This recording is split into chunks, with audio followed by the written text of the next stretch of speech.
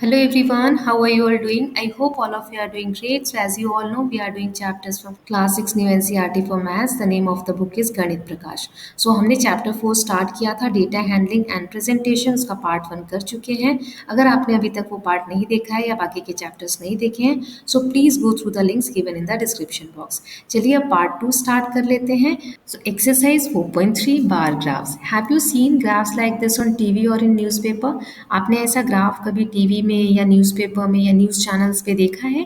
इसे हम bar graph कहते हैं. सो पिक्टोग्राफ की तरह ही बार ग्राफ जो है हमें अंडरस्टैंड करने में कि डेटा कैसा है, क्या है, उसको इंटरप्रेट करने में बहुत मदद करते हैं.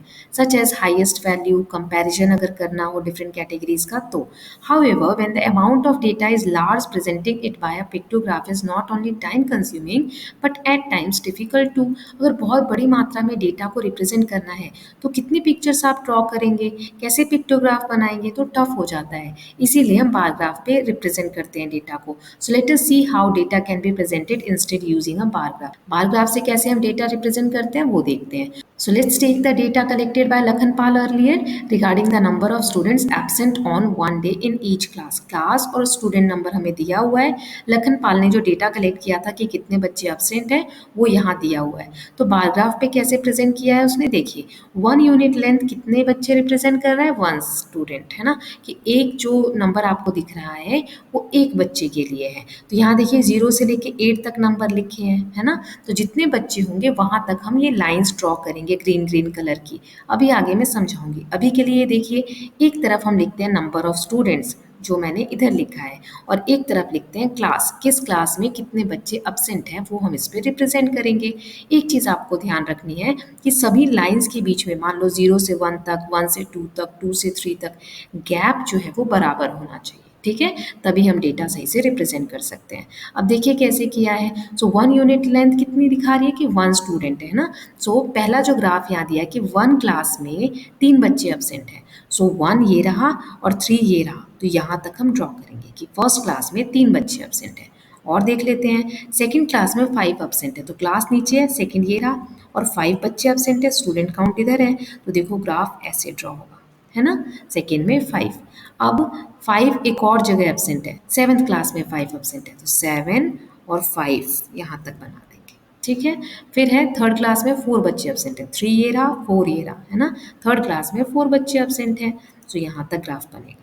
ऐसे ही 5th क्लास में 0 एब्सेंट है, एक भी बच्चा एब्सेंट नहीं है, यानी यहाँ कोई ग्राफ नहीं बनेगा, 0 के पास ही रहेगा. ठीक है. फिर 6 में 1 एब्सेंट है, ये रहा 6 और ये रहा 1. तो यहाँ तक बनेगा. 7 का हमने कर लिया. 8 में 7 एब्सेंट है, तो 8 क्लास में 7 यहाँ तक बनाएंगे. ठीक है.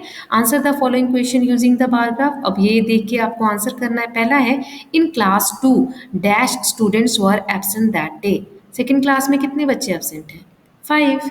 Then in which class were the maximum number of students absent. सबसे ज़्यादा किस क्लास में एब्सेंट है बच्चे, तो 8th क्लास में, है ना. फिर विच क्लास है फुल अटेंडेंस दैट डे. कौन सी क्लास में फुल अटेंडेंस है. फुल अटेंडेंस कब होगी, जब एक भी बच्चा एब्सेंट नहीं होगा. तो क्लास 5th में, क्योंकि उस दिन 0 बच्चे एब्सेंट है ना. तो ऐसे हम ग्राफ देखते हैं. When making bar graph, bars of uniform width can be drawn horizontally और vertically with equal spacing between them. Then the length और height of each bar represent the given number. As we saw in pictograph we can use a scale और की frequencies are larger.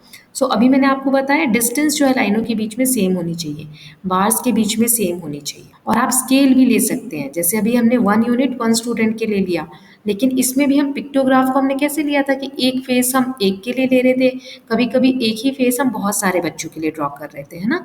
तो वैसे ही units का भी होता है. So let us took an example of vehicular traffic at a busy road crossing in Delhi, which was studied by a traffic police on a particular day. The number of vehicle passing through the crossing each hour from 6 a.m. to 12 noon is shown in the bar graph.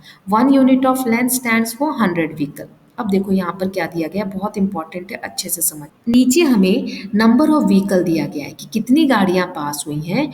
यहाँ पर time interval दिया गया है कि एक particular जगह पर जो ट्रैफिक पुलिस है ना वो ऑब्जर्व कर रही है कि इस जगह से कितने बजे, सुबह 6 बजे से लेकर दोपहर के 12 बजे तक, है ना. यहाँ पे टाइम दिया है 6 से 7, 7 से 8, 8 से 9 और 11 से 12 तक कितनी गाड़ियाँ उस जगह से गुजरी हैं ये बताया गया है। और कहा गया है कि इसमें यूनिट जो है वो 100 की है, मतलब देखो 100, 200, 300, एक एक यूनिट 100 डेटा को रिप्रेजेंट करेगी। तो कैसे किया है आगे देखते हैं।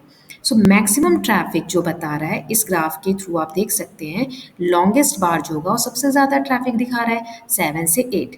देखो 7 से 8 यहाँ तक ग्राफ है ना, और 1200 व्हीकल्स उस टाइम पास हुई हैं। फिर सेकेंड लॉन्गेस्ट कौन सा है, 8 से 9 वाला, यहाँ तक इसमें 1000 गाड़ियाँ पास हुई है ना। फिर मिनिमम सबसे कम कहाँ पे आपको दिख रहा है, 6 से 7 बजे तक। ये 100 और 200 के बीच में लाइन है, यानी 150 गाड़ियाँ इस वक्त पास हुई हैं। फिर सेकेंड स्मॉलेस्ट कौन सा है, तो 11 से 12 बजे तक, जिसमें 600 गाड़ियाँ पास हुई हैं। तो आई होप आपको ये समझ में आ रहा है कि कैसे हम ग्राफ्स देखते हैं। Total number of car passing through crossing during the 2 hours interval 8 to 10 a.m. as shown by bar graph is present 1000 plus 800 is equal to 1800। 8 बजे से 10 बजे सुबह, देखिए 8 से 9, 9 से 10, ये दो जो बार मैंने येलो कलर से ड्रॉ किए इनका टोटल दिया है। तो 8 से 9 अभी हमने देखा 1000 है, और 9 से 10 कितना है, यहाँ देखो 800 है ना, येलो कलर से मैंने शेड किया। तो 1000 प्लस 800 कितने हो जाएंगे, 1800 व्हीकल्स पास हुए। Now figure it out। Question है how many total car pass through the crossing between 6 AM and noon. 6 AM से लेके और 12 बजे तक, दोपहर तक कितनी गाड़ियां पास हुई। तो कैसे करेंगे, to find the total number of cars we need to add up the number of vehicles from each time interval from the bar graph. 6 से 7 बजे कितनी गई, 7 से 8, 8 से 9, 9 से 10, 10 से 11, 11 से 12। ये हम लिख देंगे सारी गाड़ियों का नंबर कि कितने बजे कौन सी गाड़ियां गई, ग्राफ को देख के, है ना। अभी मैंने आपको सिखाया कैसे ग्राफ देखना है। अब हम इसका टोटल कर देंगे, तो 150 plus 1200 plus 1000 plus 800 plus 700 plus 600, so आ जाएगा 4450 व्हीकल्स। सेकेंड क्वेश्चन है why do you think so little traffic occur during the hour of 6 to 7 AM as compare to other hours from 7 AM to noon. So सुबह 6 से 7 के बीच में इतना कम traffic क्यों है, क्या रीजन हो सकता है, बाद के समय में तो ज्यादा है। So traffic between 6 to 7 AM is lower because this is an early hour in the morning. Most people may not have started their day. Traffic generally increases after 7 AM as more people are traveling during the morning rush hour. So traffic अधिकतर 7 बजे के बाद ही ज़्यादा होता है, क्योंकि 7 बजे से पहले तक तो लगभग लोग सो रहे होते हैं, कुछ लोग उठ भी गए होते हैं, तो उस वक्त वो घर पे ही होते हैं, बाहर नहीं जा रहे होते हैं। Then why do you think the traffic was heaviest between 7 to 8? 7 से 8 बजे के बीच में ट्रैफिक ज़्यादा क्यों है? So the time between 7 to 8 AM likely sees the heaviest traffic because it's common time for people to commute to work or school. So school जाना है, work जाना है, इसी टाइम पीरियड में ज़्यादा लोग जाते हैं, इसलिए ट्रैफिक ज़्यादा होता है। So it's during the peak morning hour rush when the roads are busiest. इस वक्त रोड पे बहुत ज़्यादा रश होता है और बहुत सारी गाड़ियाँ आपको देखने को मिलती हैं। Now, why do you think the traffic was lesser and lesser each hour after 8 AM all the way until noon? 8 बजे के बाद ट्रैफिक धीरे धीरे कम क्यों होने लगता है 12 बजे तक? सो इसलिए होता है क्योंकि मॉर्निंग का जो रश है 7 से 8 के बीच में, वो धीरे धीरे कम होने लगता है। लोग अपने डेस्टिनेशन पे पहुंच गए होते हैं, जैसे बच्चे स्कूल चले गए, बड़े जो जा रहे हैं बाहर वो ऑफिस चले गए, है ना। So hence traffic decreases steadily towards the noon. Then next is example दिया है एक और। This bar graph shows population of India in each decade over a period of 50 years. 50 साल में 1951 से 2001 तक, यहाँ नीचे ईयर्स दिए गए हैं, देखो पॉपुलेशन ऑफ इंडिया इन करोर्स, है ना, कितने करोड़ पॉपुलेशन इन साल में रही है वो दिए गए हैं। तो नीचे ईयर है सारे, और यहाँ पर बढ़ती हुई देखो 36, 44, 54, 68, 84, 102, ये क्या है, इतने करोड़ पॉपुलेशन बढ़ गई है। So if you were to take 1 unit length to represent one person, drawing the bar will be difficult. Therefore, we choose the scale so that 1 unit represent 10 crore. एक यूनिट एक जने के लिए दिखाओगे तब तो बहुत मुश्किल हो जाएगा, इतनी सारी पॉपुलेशन है, इसीलिए यहाँ पर एक यूनिट 10 करोड़ को रिप्रेजेंट कर रही है। Okay, the bar graph for this choice is shown in figure. So a bar of length 5 unit represent 50 crore, 8 unit represent 80 crore. Simple है, एक यूनिट अगर 10 करोड़ है तो 5 यूनिट कितना होगा, 5 इंटू 10 50, 8 यूनिट कितना होगा, 8 इंटू 10 80, है ना। सो ऐसे यूनिट्स ली गई हैं। So on the basis of this bar graph, ये जो अभी हमें दिया है, what may be few question you may ask your friend. आप कौन से क्वेश्चन पूछ सकते हैं अपने दोस्तों से। So what was the population of India in 1951, in which decade the population of India crosses 100 crore, what was the population of India इन 1991, ये आप इस ग्राफ से देखकर बता सकते हैं। है ना। तो ऐसे कुछ क्वेश्चंस हम पूछ लेंगे।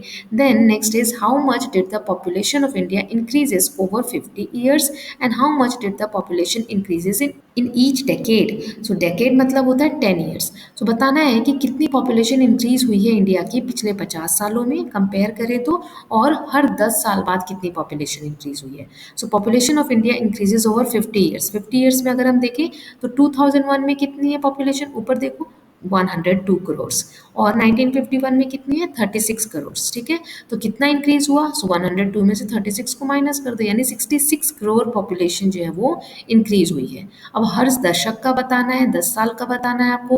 1961 में 44 है, 1951 में 36 है, 44 माइनस 36 यानी 8 करोड़। ऐसे 1971 में से 1961 का माइनस कर देंगे तो 10 करोड़, 1981 में से 1971 का माइनस कर देंगे तो 14 करोड़, है ना। तो ऐसे आप माइनस करोगे तो ये डिफरेंस आते जाएगा। डिफरेंस क्या दिखा रहा है कि इतना चेंज हुई है पॉपुलेशन पिछले 10 ईयर के कंपैरिजन में। ना exercise 4.4 drawing a bar graph कैसे ड्रॉ करते हैं वो हम देखेंगे। So in a previous example Shri Nilesh prepared a frequency table representing the sweet preferences of students in his class. Let's try to prepare a bar graph to present his data. हमने देखा था Nilesh sir ने मिठाइयाँ मंगाई थी न्यू ईयर सेलिब्रेट करने के लिए, है ना। तो उन्होंने एक फ्रीक्वेंसी टेबल बनाया था। बार ग्राफ कैसे बनाएंगे, तो स्टेप बाय स्टेप यहाँ दिया हुआ है, देखिए। First we draw a horizontal line and a vertical line. इस तरीके से एक लाइन ऐसे, एक लाइन ऐसे आप ड्रॉ कर देंगे। On the horizontal line we will write the name of each of the sweets. नीचे जो हॉरिजॉन्टल लाइन है यहाँ पे हम स्वीट्स लिख देंगे, इस तरीके से सारे नाम लिख दिए। गुलाब जामुन को मैंने गुलाब जे लिखा है, बड़ा नाम है, यहाँ पे स्पेस कम है इसलिए, ठीक है। फिर है from which the bar will rise in accordance with their frequencies and on the vertical line we will write the frequencies representing the number of students. So इधर की वाली लाइन पे हमें क्या लिखना है, नंबर ऑफ स्टूडेंट्स लिखना है, ठीक है। We must choose a scale, हमें एक स्केल चूज करना पड़ेगा। That means we must decide how many students will be represented by a unit length of a bar so that it fits nicely on our paper. Here we will take 1 unit length to represent 1 student। यहाँ पर कह रहा है कि एक unit से हम एक स्टूडेंट को रिप्रेजेंट करेंगे। तो इस तरीके से 13 यहाँ पे मैंने नंबरिंग कर ली। फिर कैसे रिप्रेजेंट करेंगे, तो जलेबी के लिए need to draw bar having a height of 6 unit. देखो जलेबी में कितनी यूनिट्स हैं, 6। तो 6 कहाँ आ रहा है, ये रहा, और जलेबी ये रही, तो यहाँ पे हम ऐसे ग्राफ बनाएंगे। फिर गुलाब जामुन देखो 9 है, तो गुलाब जामुन 9 यहाँ तक बनाएंगे। फिर गुजिया 13 है, 13 ये रहा, गुजिया के सामने 13 तक का बार ग्राफ बनाएंगे। बर्फी 3 है तो 3 ये रहा, यहाँ तक बनाएंगे। रसगुल्ला 7 है तो इस तरीके से 7 तक बनाएंगे। ये मैंने आपको सिखा दिया, वैसे बुक में यहाँ दिया हुआ है, देखिए कैसे स्वीट प्रेफरेंसेस दिए गए हैं ना। So when the frequency are larger and we can not use scale of 1 unit length equal to 1 number frequency, we need to choose a different scale like we did in the case of pictograph। ये मैं आपको बता चुकी हूँ, बड़ा data होगा तो एक यूनिट से हम एक स्टूडेंट को रिप्रेजेंट नहीं कर सकते, सो नंबर हमें चेंज करना पड़ता है, उसी को हम स्केल बोलते हैं। सो उसके लिए एक एग्जांपल दिया, the following table shows the monthly expenditure of Imran's family on various item. ये हमें दिया हुआ है आइटम्स, और एक्सपेंडिचर मतलब इमरान की फैमिली किस चीज़ पे कितना खर्च करती है ना। हाउस रेंट पे 3000, फूड पे 3400, एजुकेशन पे 800, इलेक्ट्रिसिटी पे 400, ट्रांसपोर्ट पे 600, मिसलेनियस पे 1200। हम स्केल कैसे पता करते हैं, तो देखो to draw this data in the form of bar graph here are the steps. तो कुछ स्टेप्स दिए हैं कि इसको बार ग्राफ पे हम कैसे बनाएंगे। सो ड्रॉ 2 परपेंडिकुलर लाइन, वैसे ही जैसे मैंने बनाया है ना, आगे मैं दिखाऊंगी, बना के इन्होंने दिया हुआ है। तो 2 लाइन्स हम बनाएंगे, एक हॉरिजॉन्टल और एक वर्टिकल, और हॉरिजॉन्टल लाइन पे हम ये सारे आइटम्स लिख देंगे। Horizontal line mark the items which equal spacing between them and mark the corresponding expenditure along the vertical line. तो अभी बताएंगे कि कैसे हम हॉरिजॉन्टल पे क्या रिप्रेजेंट करेंगे और वर्टिकल पे क्या करेंगे। Now take bar of the same with keeping a uniform gap between them, एक जैसा गैप होना चाहिए। अब यहाँ पे स्केल कैसे ढूंढते हैं, ये देखिए बहुत इंपॉर्टेंट है। तो choose a suitable scale along the vertical line.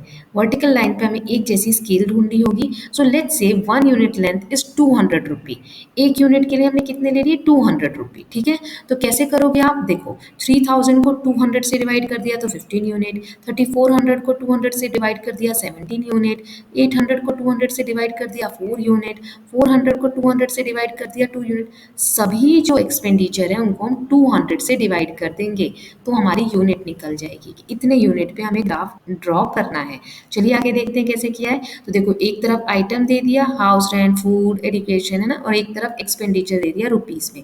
So house rent पे 3000 रुपीज़ खर्च हो रहे हैं, यानी कि 15 यूनिट। सो 15 यूनिट हमने कैसे निकाला, 3000 को 200 से डिवाइड किया। अभी 200 क्या है, तो देखो ये स्केल है, 200 फिर 400 फिर 600 फिर 800 200 ऐड करते गए ऐसे, है ना।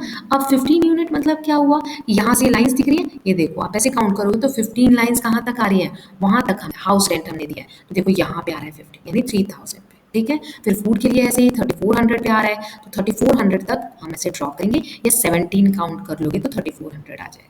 ओके, सो ऐसे हम ग्राफ्स ड्रॉ करते हैं। अब इस बेसिस पे कुछ क्वेश्चन है, use the bar graph to answer the following question. पहला क्वेश्चन है, on which item does Imran family spend the most and the second most. सबसे ज्यादा किस पे खर्च करती है, तो फूड पे, देख सकते हैं यहाँ लिखा हुआ भी है ना, 3400। दूसरे नंबर पे सबसे ज्यादा किस में खत्म हो रहा है, तो 3000 हाउस रेंट पे, ठीक है। नाउ सेकेंड है, is the cost of electricity about one half of the cost of education. So yes, as you can see expenditure कितना है एजुकेशन पे, 800 रुपये, और एक्सपेंडिचर कितना है इलेक्ट्रिसिटी पे, 400 रुपये। तो हम देख सकते हैं कि इलेक्ट्रिसिटी का 400 हाफ है 800 का, है ना। So yes, the cost of electricity that is ₹400 is exactly one half of the cost of education. फिर is the cost of education less than one fourth of the cost of food. So cost of food कितना है, 3400, उसको 4 से divide कर दो तो one fourth निकल जाएगा। सो 4 से डिवाइड किया तो 850 रुपीज़, और एक्सपेंडिचर एजुकेशन पे कितना है, 800 रुपीज़। सो येस, 800 जो है एजुकेशन पे वो कम है one fourth cost of food से। वन फोर्थ कॉस्ट है फूड का 850 rupees. So yes, the cost of education 800 is slightly less than one fourth of the cost of food, 850 rupees. So with this students we are done with part 2 of chapter number 4। एक और part आएगा part 3, उसमें बचा हुआ chapter cover कर लेंगे। So I hope you are loving these videos. If you are doing so please like and share it, and don't forget to subscribe Kalyan TV channel for more such videos. Thank you so much.